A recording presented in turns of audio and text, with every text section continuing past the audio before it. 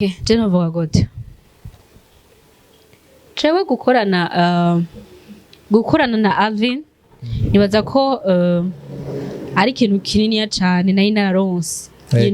kandi ndanamushimira cane parce que izina rya Tasha Oda yararikoze arigiye maramuniyumvira neza si okay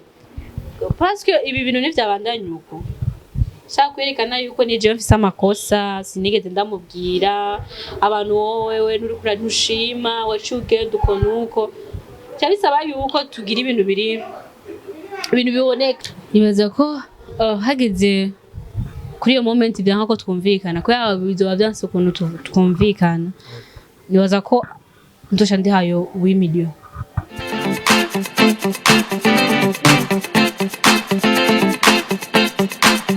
Yes, you already know my beautiful people on the mic against me, one and only Janice for sure, aka Cream Boy, aka Mr. Dream. So hate no one, live humbly, think positively, believe in you, be grateful.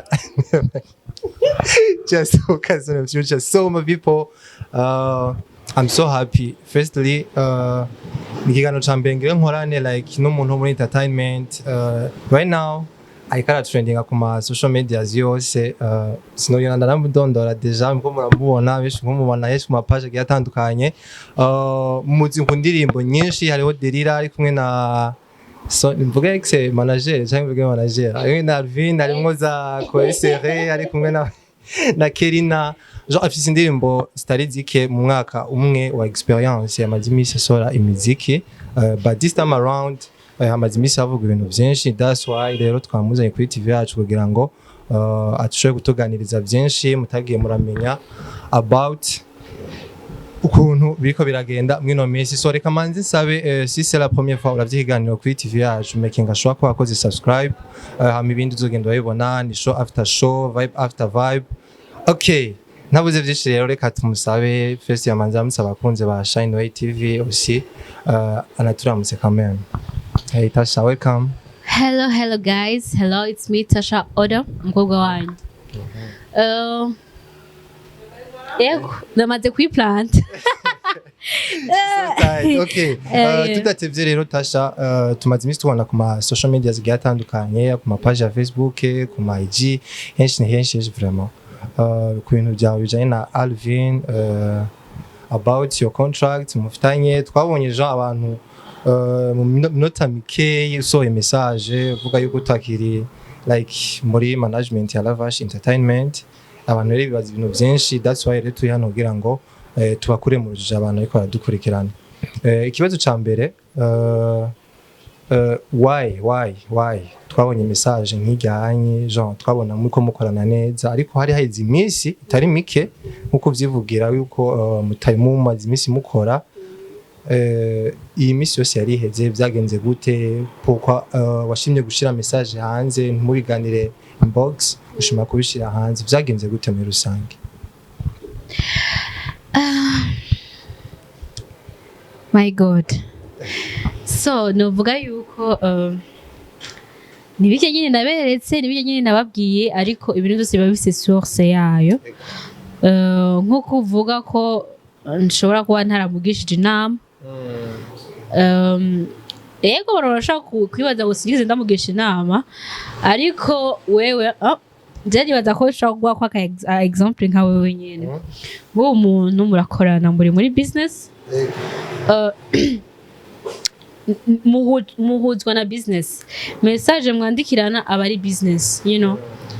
rero mu gihe umuntu dufate basireka tureka nayo meze atatu yandi dufata amezi atatu yonyene gusa umuntu mu kwezi kwa mbere uramwandikira message akakwandikira yeze nk'indwi nka zingahe Really mu kukwishura siko naho nyene twatu message ati rindira wait oya ndafite n'indirimbo yitwa wait nibaza ko nzoyisohora kubera nace ngira na inspiration kubera ni wait you know haragera igihe iyo wait bayireka basoma message nibishure haragera rero n'igihe na za message batakizisoma numva ko ku muntu kumugisha inama ati ngoma je ngoma mve muri lebo kweri abona mu gihe atagisoma zige message uri sur gute ko nijya message uyimwandikira hagara na meza atayisomye kago muri vya bindi nyene but at the same time like wabuze yuko mwagiye muraganira ariko nyene ukamwandikira ntakwishure harageze rero igihe atayishura no gusoma atagisoma ucufatiye decision bivuye kubwiyo mvugo ko kuna atayikara kwishura mu message je nafashe ingingo apana kubera ngo atayikara nyishura message hajya kurindira umuntu arindira kubera abazi yuko hari carindiriye jewe kumurindira nawe mezi 6 na muri contract bitari birimo nta n'ikibazo vyari kuntera kwa nakuvuga ati ni business ari gihe business ishobora kuduga canke ikamanuka nari kubitahura ariko mu gihe utari kurakora kandi utazi n'impamvu utari kurakora kandi utazi n'ico urindiriye umva ko ari so hama etukiri kuri contract nyene twagiye turavyumva yuko muri contract mwe mufitanye buri kwezi ko uzarasohoka indirimbo azarasohoka video na audio kuri iyo part bon wowe kurabona imiziki two turinjira deja muri sama kazwa nandi ariko yasohora sivyo buyavye ko yagupusa genre kumva yuko kwihuta kwanonsa ke ugira uve muri lebo canke like wabonye ariyo meilleur choix uhisemo iyo decision yo wafashe nziza ni meilleur. Okay, je novuga gute cewe gukorana na Alvin nibaza ko ari ikintu kinini cyane nari nararonse you know kandi ndanamushimira cyane parce que izina rya Tasha Oda yararikoze nari narakoze umwete parce que kwera nari nkeneye yuko nshaka gutera imbere narashizemo ingufu zanje mu kwibranding you know sasa rero dusubiye inyuma kuri ico kibazo wari kurambaza ati mbega ndacibagiye kandi kwibagira birashika nuko namaze kuyiplant. Okay, it's okay. Urumva gute burya natakaye. No, it's going. Waravye gukire Jean nenda kubaza ati est-ce que kukuntu muriko like okay sama okay kwiyambona sama na sama irikira bifasha urazi muri sama nk'ubu abantu bakoze hari n'abarimvyi benshi bagiye baribika gusa twe turabona like ama coming soon menshi indirimbo ni sawa ariko sivyo biko yagushusha boy keze no kunshusha jewe amezi 6 yonyine aheze ntariko ndakora jewe ugerageje no kuraba n'indirimbo zanje zindi ziheze ntizava kuri uko kwezi kumye cyangwa muri ayo meza yazi nzashikana n'amezi 3 ahubwo sinabigira big deal parce que nari nzi yuko hari ico ndindiriye yari nga mu Burundi twaravugana twarabonana ariko amaze kugenda hariya yaciye Noboye ko yaragiye mu bisanzwe noboye ko yagiye ariko kugenda dasezeye basi kumbwira ati Tasha urazi rero canke jarigenda nashaka no kunamutahura ngavuga ati kumbure ibintu birahinduka usanga yaragiye muri Kenya ibintu nivyoroha that's why ntariko ndakora ariko kubera iki je nabona posting ama stati basi ari ico kibazo deja nawe yaguma nasohora yaguma postinga eka no gusohora indirimbo comedy ari bombo class kuri snap ziwe abona ibintu se bimeze neza endukimvira none ko atani kibazo yagize pourquoi atakara namvugisha you know nibaza ko ariyo mpamvu naciye mfata irya decision ubundi sikuvuga ngo urumva ngo muri sama iki nari kurindira jewe ariko nari kurindiriye mu gihe umuntu ukura mwandikira ntari karakwishura ariko wowe urabaze kwandikira umuntu dufate base nk'umusheri wawe basi tubicishe muri mode y'abasheri umusheri wawe uramwandikiye nta kwishuye ukacubona stati wari kara posting come on mwumva ko ari bombo class so rero novuga yuko iyo umuntu muri mu bintu by'akazi muri business kabura umenga kwajamwe ibintu takuratahura kuramubaza umva muri izo message harimo ibintu byinshi cyane ariko ndamwanze yako urabona umenga yarageze n'igihe no gusoma atagisoma avuga ati tro rero nene yibaza yuko aha yashikanye naho ndahashima yibaza ko ariho honyine nshaka gushika rero narahejeje rero Tasha Oda vyaraheze naratango hit after hit so naciye mvuga ati nukuri mfise indoto nyinshi ego 11 ndashima aho ndariko nkeneye gukora cyane pe mfise imiryango sinovugira hejuru ni byinshi ni byinshi bigutera kumva ko ukwiye gukora kurenga aho uno munsi sunyuma gatoyi you was really promising nyene mu bakobwa vraiment bahari au top kandi ko barasohora imiziki kandi ko bitwara neza barorimwa vraiment kandi courage n'umundi nibindi uzobikora okay hari umuntu twari turi kumwe yesterday night ariko arambwira ati nari namubwiye ko mfise ikiganiro na Tasha cyangwa ngo uzomumbarize ikibazo ati est-ce que aussi manque de respect kuja kuri ku ma social media kuvuga umuntu yagukuye hari akakuzana ngaha si manque de respect no icyo kibazo no bikoza kamwe genre kumva ko like kura mwandagaza no kumwe kura mucafuza ivyo ntizo message uzumva gute uvyakira gute je n'ubwa mbere ndanavyumvise nibaza ko ni okay wait mu biganiro ndiko ndavuga hari ikintu kibi twaramuvugaho oya uko urumva ni ikiganiro je ikiganiro turakorana nawe ndiko ndabwira the reason why je nafashe ngingo ni kubera yuko nabonye kumushikira mu buryo bwo kumurondera private nibiko birakunda that's why nabishije no kuri réseaux sociaux kandi je no kuri réseaux sociaux sinigeze mvuga nabi ugerageje gusoma ijya message nayo itari professionnel cyane ngo dushire ko ngo waje mu ngo bidodo ngo ibiki byiki ariko nta marque de respect umuntu mubwire yirabe neza okay tubandanyije abantu benshi bavuga yuko kuri byose biko biraba uri kurasinya contrat uba wasinyanya ama emotion menshi comme ça nturabe ibintu byinshi aho bya contrat ngo imeze uwo ngati twende dukore ni bon kumva ko ni ndakorana n'umustar quand même nka Alvin Smith it's a honor that's why rero ngo ibiko byose biraba ça fait partie y'ukuntu utegeze urezona bien urabe contrat ikivuga nizi havyo gufata ko contrat kenshi ari gihe utabusinya gusanga ntavyo indani gatwagwa na emotion est-ce que ivyo siniko birakubera ukuntu like haci yaje mu kijama cinshi hari abantu benshi bavuga ngo mwayigeze kuba mukundana ibintu nk'ivyo ngo urengo yaguhimbye ariko avuga ibintu byinshi vraiment ndibaza bavyumva byose urabibona ivyo bivuga ko iki byumvise rero ibiye ndimwe nivyoroshe donc uyu bazigiye ko yatsendwa kuri réseaux sociaux donc umuntu wese ikintu cyose adafise mu mutwe arushe afise ishavu abonye agafoto kawe gishavu nirera muri commentaire ariko for it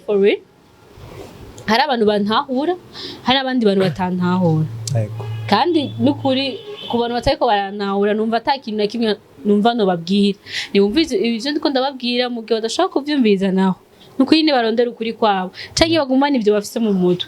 kubera yuko ikintu kirenze ico ndiko ndababwira nta gihe ari kuri n'umwanya maybe nzobabwira ibindi je kubera yuko nk'abavuga ngo urumva ngo ibiki nibiki kwadokwa kuramucafuza iki niki ntago bacafuza nyuko je nariko ndavuga reason why ntariko ndakora kubera yuko muri level umuntu yihanganira ibintu byinshi kandi muri level y'abantu bavayo akavuga ati twebwe twabonye yibi nibaza yuko c'est trop ariko urana yo ufise icyo ushaka kurushika ko mu buzima igihe cyose inzira nizamazorosha siko rero kwihanganira ibibazo biri muri iyo nzira ushaka gushikako se success kanaka biroroshe ariko kwihanganira kudakora nacu urumva ko ari ikindi kintu rega umuhura nizo ngorane uri kurakora utari kurakora na wumva we Sam bombo clads okay hari abantu bavuga rero yuko genre kuba bafashe iyo decision ko ariko ari abantu ariko barakosha nawe nyine bivuze muri gaza y'ibonye ya post avuga yuko bari kwano bariko barakosha comme ça bigatuma ufata decision nk'iyo ibintu nk'ibyo genre ku bantu basomye ya message uzemo logique umenga wewe wagiye uvuga ibintu mutabivuganye umenga like baramwigumuye ko bivuga ko iki ibyo nivyo biri nukuri hari umuntu ashaka ko mukorana canke nyene ni decision wafashe ko uvuga ati ndarambiwe no gukuntu umanda mwandikira nanye shuri okay je novuga iki novuga yuko abantu bafise ibintu byinshi bavuga ko betestre bari abantu bariko baranyosha ariko je harige muranimvira none base ngo bite screenshot y'aba message basi nage bibaza yuko like harige muranimvira none basi okay parce que ibi bintu ntivyabandanya uko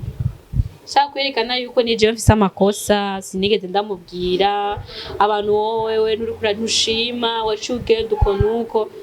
cyabisaba yuko tugira ibintu biboneka ushamwereka ati urabona sasa rero message bimeze uku nuku ni mujudging rero murabe rero ivyo ariko aravuga ariko ujya n'umuntu arankuriye cyane yaramfashije cyane baza ko iyo etape ntayo noshikako that's why rero ikintu ndasaba ikiyago tuyage ibintu tubeze neza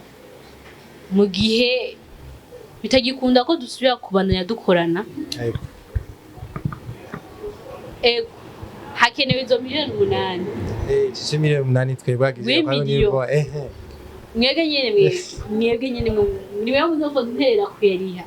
rero w'imiliyoni nyene antuka vraiment atari no muri contract sindabitahura neza ariko sishobora kuvuga ngo urumva ngo w'imiliyoni ngo nayo nyene ashobora kuba yarakoresheje sinobivuga kandi sinovuga ngo ntashika kubera yuko nta bintu byanditse ngo urumva ngo twakoresheje w'imiliyoni kwa ivyo nivyo we yiyumvira aravuga ati sasa rero jewe nkeneye w'imiliyoni ariko ivyo nibaza ko byose tuzi turafise call na manager tuzokora na call n'abandi bantu bo muri industry batwumvikanisha byanse rero muri abo bantu ba industry niyo handi yacakora iki ubutungane nkuko yabisabye uriko tubwira yuko Jean we kandi biraboneka vraiment ama interview menshi uriko urakora uri kurerekana ko ushaka ko akwegera mu kavugana komsa ibintu kabisubiza uko byari bisanzwe biri est uri prêt kuongera gusubirana nawe mu gihe yoba aje inbox akakuvugisha akakupoza Jean ça pardon n'ivyo uri ready gusaba gukorana nawe again ikintu twakora je na Alvin iki nukugira iki nugusubiramo contract twagiranye je nawe kandi uri prête bishize tugasubira gukorana je contract y'imyaka twari twagize nyere bwahere ariko nitwe tuya gukorera muri rya contract nyene dosaba ko dusiya gusinya yindi contract nshasha ariko ivyo ntavyo ndiko ndabona katubane tuvugane twumvikane parce que bibaza ko nta kizogorana cyane kubera yuko ibintu byose mu kiyago biragenda neza hama two turarangiza ivyo vya w'imiliyoni no bijanye n'ama platform yawe ko umaze bisuvuga yuko ataxe uzifiseko ibyo vyakira gute karavuga like karaka kubishura nkuko ngo ni package zo w'imiliyoni bimeze gute abantu bakeneye kumenya est-ce que ivyo bintu bimeze gute ayo media yagusubiza gute bizogenda gute mu gihe yo watemeye yuko musubira gusinya contract gushaka muzi ibiganiro uri bimeze gute muri rusange ko byazogenda gute mu gihe atubayemeye ko musubira genre kwimeta ensemble uvyosha bigenda gute muri ico gihe nibaza ko hageze kuri iyo moment byanka ko twumvikana ko bizoba byanse ukuntu twumvikana nibaza ko ndosha ndihayo w'imiliyoni muri contract rero birimo ntibirimo ariko nzu yari none na video nakoze okay abantu bari barengere rero kuri ico kintu vraiment nibaza yuko muri contract ntayarimwo ariko kandi ku muntu yifuza gukorana na Tasha Oda ni mugeno wamva ati Tasha Oda dukorana parce que kuri no mwanya kuri konti yanje vraiment ayo mara ntayariko umberera aho ngeze ariko emerage ntayo mfise ariko abakunzi b'umuziki ndundi afana batasha Oda twese hamwe n'ivyanka gose uzonterera turi ayo mahera tuzobakorera group terera Tasha Oda Tasha Oda entre parenthèses 8 millions okay dusoza n'ikiganiro niye conseil oha like batoyi baye bari nyuma genre nara matara menshi bigoye yuko rero baronka abantu bashobora kuba sponsoriza comme ça bashobora gukora ibintu byabo babishire kuri terrain babishire kuri public niye conseil oha like abo bantu ariko barasinyisha ama contrat niye conseil otanga genre ku baririmbyi bose bariko barinjira mu muziki surtout ku bakobwa. Conseil nubaha ni conseil nubaha nuko okay urase impano kandi ego ni vyiza kuba umuntu yakurondeye umuntu arinza kurondera nuko abo babona yuko wewe uzomuzanira umusaruro. Projet ni wewe ego lebo ni vyiza ego bikuzamura ariko wowe udahari izamurande ni wowe nyene parce que kuba yahisemo wewe hari abantu benshi bafite impano nyinshi cyane ariko arinze ahitamwo wewe. Ego yani nturabe ngo izina nturabire ahantu hagufi urabire kure usome contract neza ubaze ibibazo kubera yuko bijya bintu wase kubaza uvuga ati wewe dufanye kazi tu ibindi bintu bizogenda neza. Contract naho yoba y'umwaka umwe bro umwaka umwe mutumvikana n'umuntu ni myinshi mwaka 4 mborarindira kwera ukabura. Rero ntuzorabe ngo urumva ngo ni 2 ans ngo ni 3 ans uvuga ngo ni mikeya ngo ni bon bazi ibibazo wigirira icizere. Niyo noha abandi niyo noha impanura abo bandi bataragira amahirwe. Ego vraiment menye ko projet ya mbere ari wewe ni wowe mutahe ego nugushima aho abo bantu kuba bakwizeye ariko be carefully. Bea contract irashobora iyo contract igihe izozana ikibazo irashobora kugusubiza inyuma canke ikakuduza. Quand ego Tasha reka ndagushimire. Merci ndazi nibeshe ko kurondera ariko merci beaucoup. It's an honor quand même. Kweli wewe kweli wabwiye ati sister grand sere bikwaye nikasema bombo clat wewe grand sere ima beti frere kiganiro ndavuga ati wewe sasa rero karibu kabisa. Merci beaucoup. Ubu narindushe niro ndakora ibiganiro merci beaucoup rero ndagushimira. Reka rero dushimire abadukurikiranye du début à la fin dushima fasha umwanya wabo wose bakadukurikirana nubwo bitaye mu bindi biganiro byari baby girl Tasha Oda, the one and only. And good luck, by the way. Good luck. Merci beaucoup. Ok, merci beaucoup. Ciao.